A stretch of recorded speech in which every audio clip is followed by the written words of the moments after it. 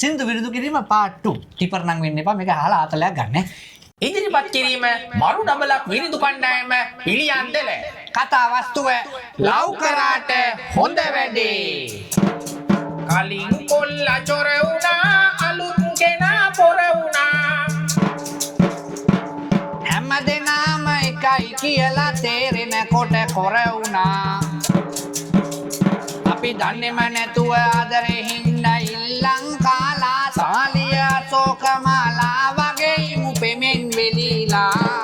Talks දුන්න රස කරන් හෝප්ස් දුන්න බර ගණන් චුත වෙලා යන්න රත්තරන් කේල් මල් පෙමත් තරං.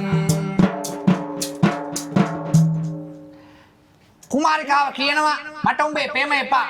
චුත වෙලා යන්න රත්තරන්. මට උඹේ පෙම අවශ්‍ය නැහැ. කුමාරයාට මේ කහලා හර්ධවස්සව පුපුරන්න වගේ කුමාරයා මෙන්න මෙහෙම කියනවා. නිවලම් මොකටද මෙතරම් පැලඳුවේ සමනලියේ.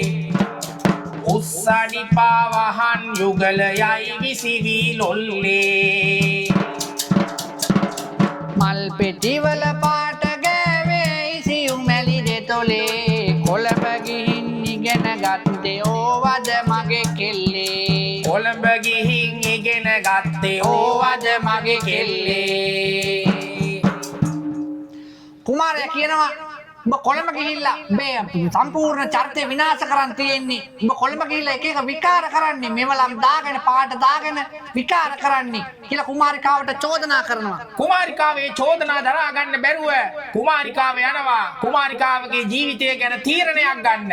කුමාරයා දකිනවා කුමාරිකාව නිතරින්ම යන්නේ කෝච්චියට බෙල්ල තියන්න. මේක මහා පිස්සු විකාර තීරණයක්. කුමාරයා කුමාරිකාවගේ හිත හදන්න මෙන්න මෙහෙම කියනවා.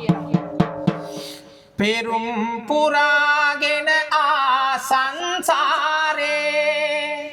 පැතුමද සුණු විසුණුව වැටුනේ.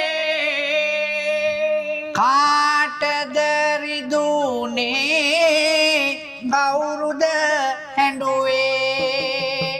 තුම්රිය මොහොතා නතර වුණේ.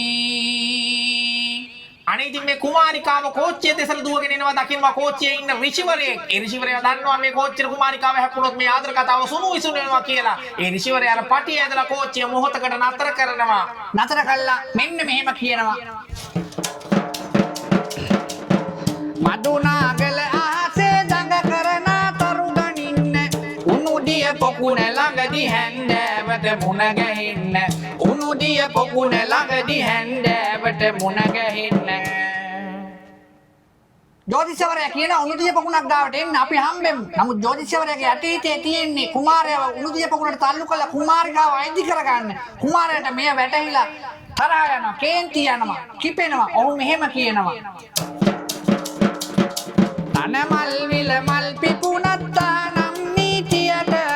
ඒ සියලුම මල් වල ඇති සුවඳ සිදාදියට.